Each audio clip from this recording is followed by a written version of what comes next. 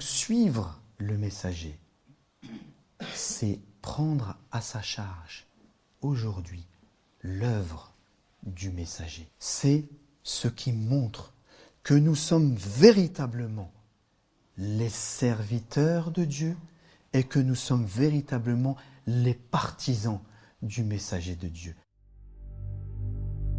Bismillahirrahmanirrahim. Allahumma salli ala Muhammadin wa ali Muhammad.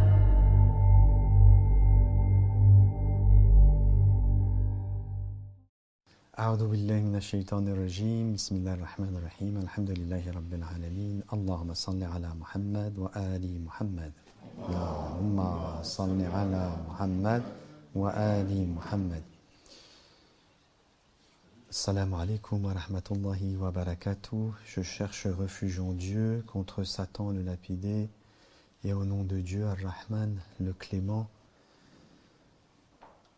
La louange à Dieu Seigneur des mondes et la prière sur la plus noble des créatures, le messager de Dieu, et sur sa sainte famille, les Asbat, les Ahl el-Bayt, les gens de la demeure prophétique, ainsi que sur l'ensemble des prophètes, des envoyés, des messagers et de leurs héritiers respectifs, et que la paix soit sur vous tous, mes chers frères et sœurs, en particulier nos frères et nos sœurs qui nous suivent sur Internet. Aujourd'hui est un jour particulier, ou dirais-je une semaine particulière. Nous sommes réunis et nous prenons la parole pour honorer une personnalité extraordinaire. Cette personnalité, c'est celle du messager de Dieu. Que la paix de Dieu soit sur lui et sur sa sainte famille.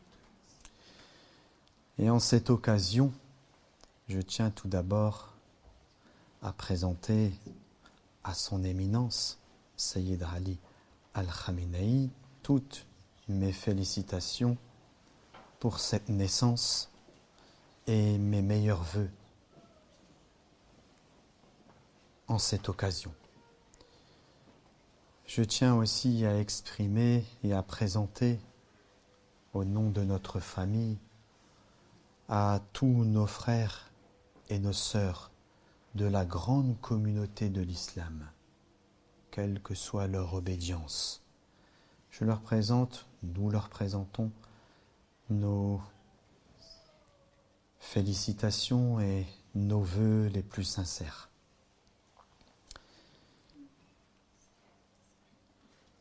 Comme vous le savez, ou peut-être que certains ne le savent pas, c'est pour cette raison-là que je l'évoque. Le mois de la naissance du messager de Dieu, c'est le mois Rabi' al-Awwal, que l'on nomme en arabe le mois lunaire Rabi' al-Awwal.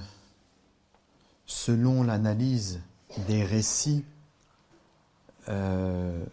qui est faite par nos frères et nos sœurs d'obédience chiite, la date retenue pour sa naissance serait le 17, Rabi' al-Awwal. Et la date qui a été retenue par nos frères et nos sœurs de la grande famille de l'islam sunnite, Al-Sunnah, eux ont retenu la date du 12. Et c'est beau parce que il a été décrété à l'époque par son excellence, son éminence, l'imam al-Khomeini, de faire de ces 5 jours ce que l'on nomme la semaine de l'unité islamique. Donc du 12 Rabi' al-Awwal au 15, nous fêtons tous, au 17, excusez-moi, du 12 au 17, nous fêtons tous la naissance du messager de Dieu. C'est la semaine de l'unité islamique et tous ces jours sont considérés comme étant les jours de sa naissance ou la semaine de sa naissance. L'unité islamique est notre priorité avant toute considération. C'est vrai que nous avons différentes écoles dans l'islam et que chacune a des avis, des opinions différentes sur différents sujets. Mais ces considérations doivent être mises à l'écart, de côté, lorsqu'il s'agit de la communauté du messager, de la communauté de l'islam, de la communauté des musulmans. Nous ne devons faire aucune différence entre les musulmans.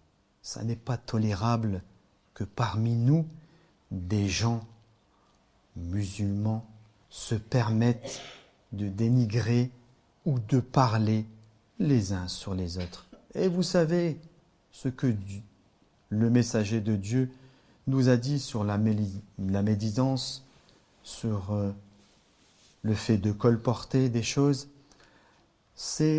La médisance est interdite. Alors pourquoi nous le pratiquons dans notre grande famille de l'islam? Mes frères, mes sœurs, qui que vous soyez, quelle que soit votre obédience, quelle que soit votre opinion, si vous êtes musulman, ne permettez à personne de dire du mal d'un musulman, quel qu'il soit. Vous devez préserver cette unité de la foi, cette unité de l'islam. Si le messager de Dieu avait été parmi nous, sans nul doute, c'est ainsi qu'il aurait agi, puisque déjà à son époque, il a tout fait pour préserver l'unité des musulmans. Je pourrais donner des exemples, mais ceci n'est pas le principal propos pour aujourd'hui. Alors, mes frères et mes sœurs, nous sommes réunis pour cette naissance. Dans quel contexte naquit ce messager? Il naquit parmi un peuple que l'on nommait les Arabes ou l'Arab, avec une grande majorité de Bédouins. C'était des gens qui avaient très peu d'éthique, pas de moralité ou très peu. Ils étaient connus, comme le Coran le dit, pour enterrer leurs filles vivantes. Ils n'étaient pas très très propres. Et c'est parmi ces gens que le joyau de l'humanité est sorti. Ce joyau, ce messager de Dieu, a relevé la tête de ce peuple. Mais ne vous méprenez pas, mes frères et mes sœurs.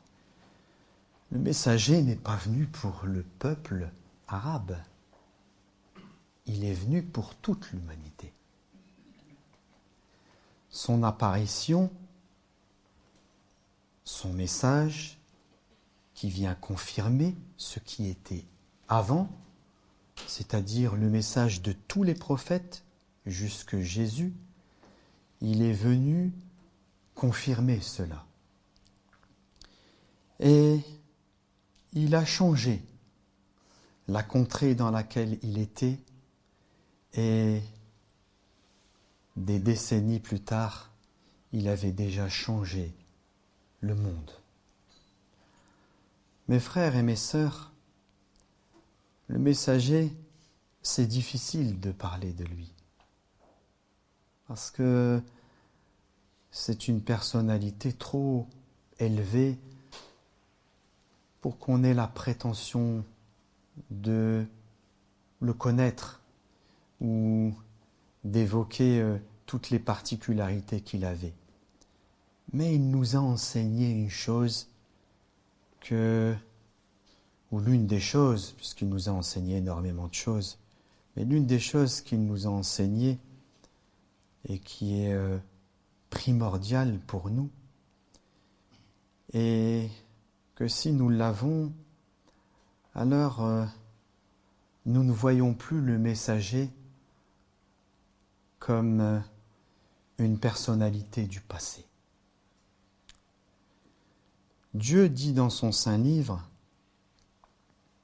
بعد أعوذ بالله من الشيطان الرجيم إن كنتم تحبون الله فاتبعوني يحببكم الله ويغفر لكم ذنوبكم والله غفور رحيم صدق الله العلي العظيم. Ce verset du Coran est extraordinaire. Il dit, c'est Dieu qui parle bien sûr, si vous aimez Dieu, alors suivez-moi. Et je vous aimerai. Et je vous pardonnerai vos péchés. Parce que Dieu est clément et miséricordieux. Ce verset est un code pour nous. Un code pour que nous soyons ceux qui suivent véritablement le messager de Dieu.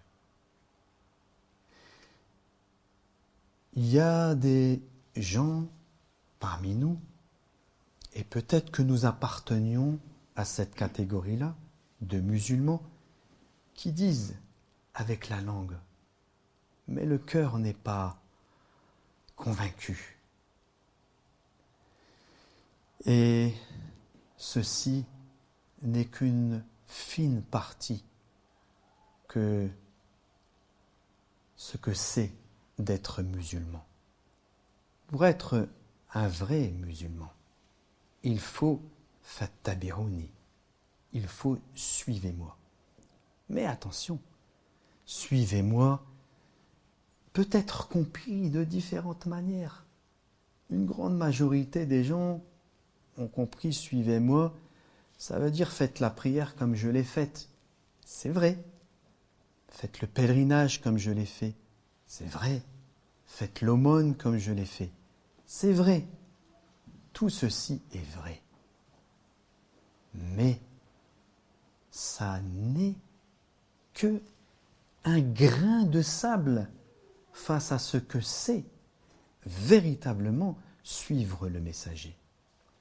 Mes frères et mes sœurs, le messager est venu mener une œuvre dans le monde.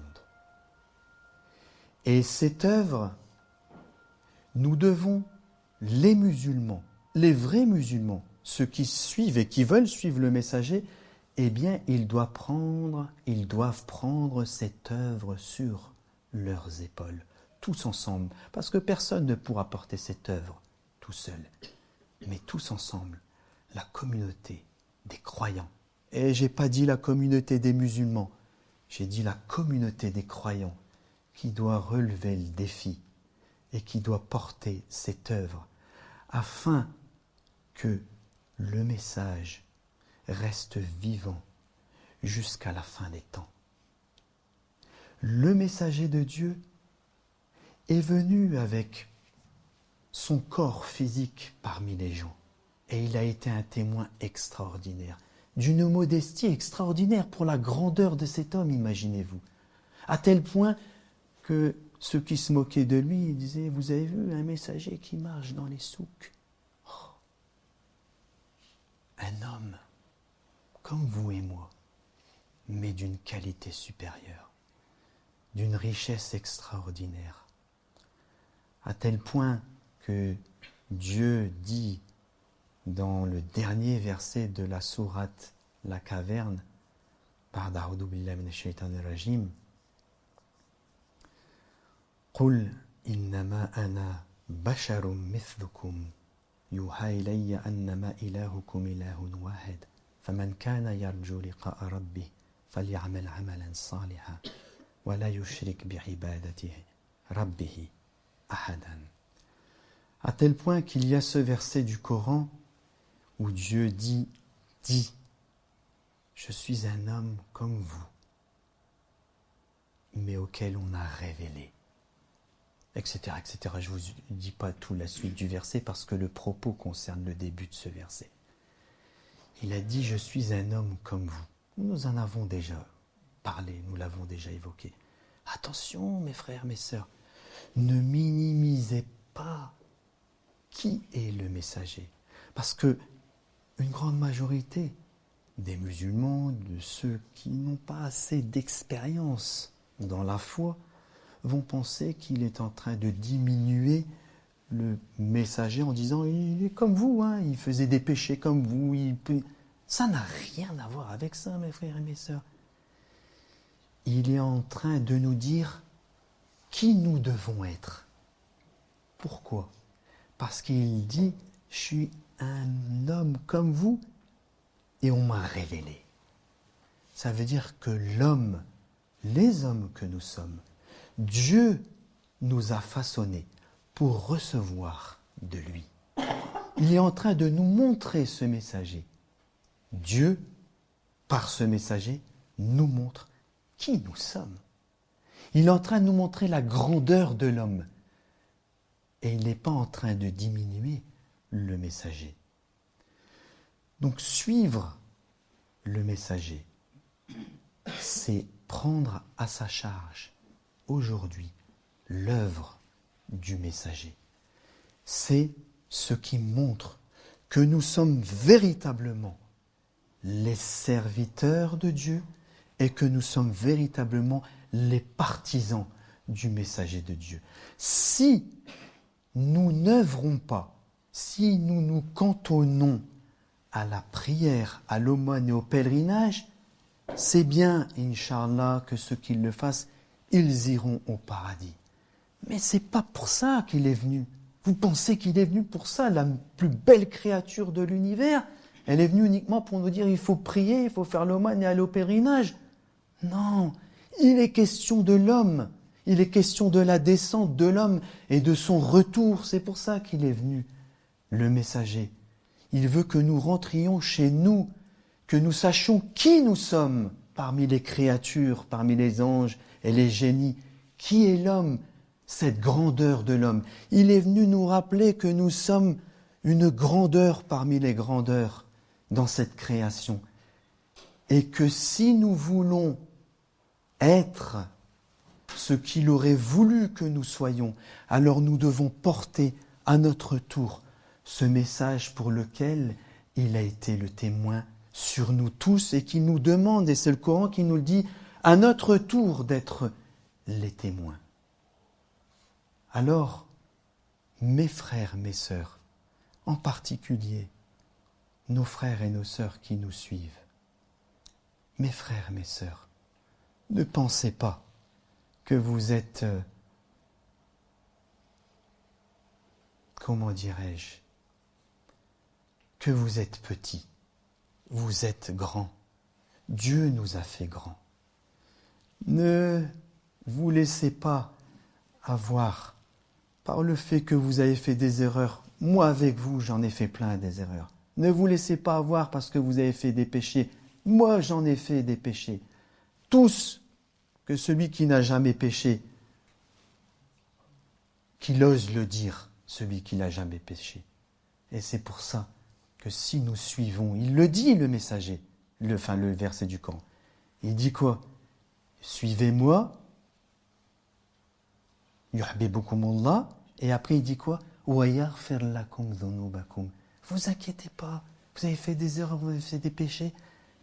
Dieu, il est pardonneur et miséricordieux, mais vous devez me suivre. C'est ça le plus important. Et aujourd'hui, les musulmans, ils portent la responsabilité, tous si on se dit, on se revendique, on devrait avoir honte de se revendiquer musulman et de ne pas aider la communauté de l'islam. Et de ne pas lever sa voix lorsque nous voyons des injustices, qu'elles touchent des musulmans ou des non-musulmans.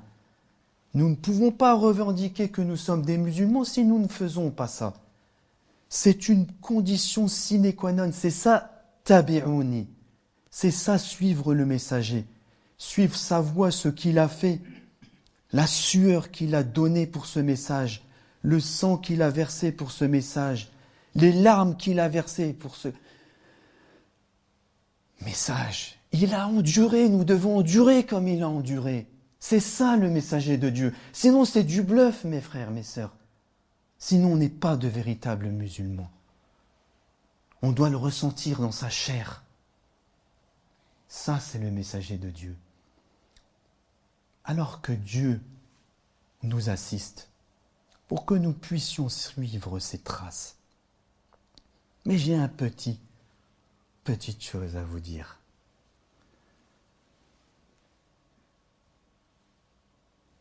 Dieu a dit de lui qu'il était Rahma lil alamin. Hein? Vous connaissez. Inna arsalnaka rahmatan lil alamin. Nous t'avons certes envoyé comme une miséricorde pour les mondes. Alors,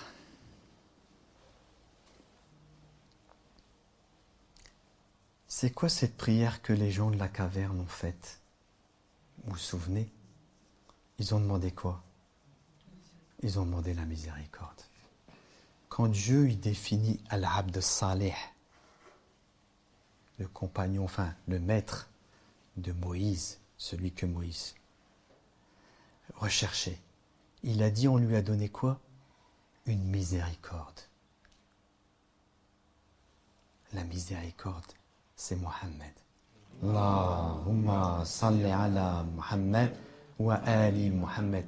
Mes frères, mes sœurs, ils avaient besoin de l'aide de Mohammed. Allahumma salli ala de Muhammad wa ali Muhammad. Toute l'humanité a besoin de la lumière de Mohammed. Cette rahma qui a été donnée à tous les prophètes, qui a été demandée par les prophètes, qui a été demandée par des personnages de cette histoire qui nous sont contés dans les livres de Dieu, est intimement liée au messager de Dieu. Parce qu'il est Rahma lil Alamin, ça veut dire Rahma lil Alamin, ça veut dire, c'est pas quand il est né, il est devenu Rahma lil Alamin. Rahma lil Alamin, déjà, ça veut dire pour tous les mondes, pour toutes les dimensions, mais du début de Adam, de la descente, jusqu'à la fin. C'est ça, le messager de Dieu. Alors, aujourd'hui, nous sommes ensemble et nous avons pris le parti de le suivre. Parce qu'on a eu un maître qui avait fondu en lui, qui était amoureux de lui et qui l'a suivi. Et il nous a montré la voie en étant lui un témoin pour nous, pour que nous puissions prendre le relais. Et nous sommes ici, sur cette terre, malheureusement, en partie hostile à la foi, hostile à l'islam, hostile aux musulmans. Et nous sommes là, comme des orphelins,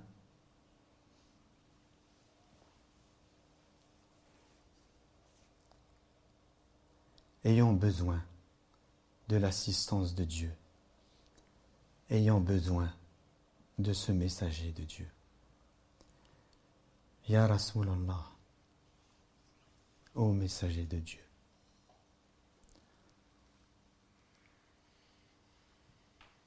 intercède auprès de Dieu pour nous et pour la communauté des croyants. Tu es la rahma pour les mondes. Nous avons besoin de toi. Nous avons besoin de Dieu. Nous avons besoin de tous ceux qui sont partis apparemment, mais qui sont là On a besoin de ton assistance parce que sans cette assistance, comment pourrions-nous être de véritables témoins? Nous sommes des orphelins comme tu étais, toi aussi un orphelin. Mais Dieu t'a enrichi. Prie Dieu, ô Mohammed, qu'il nous enrichisse.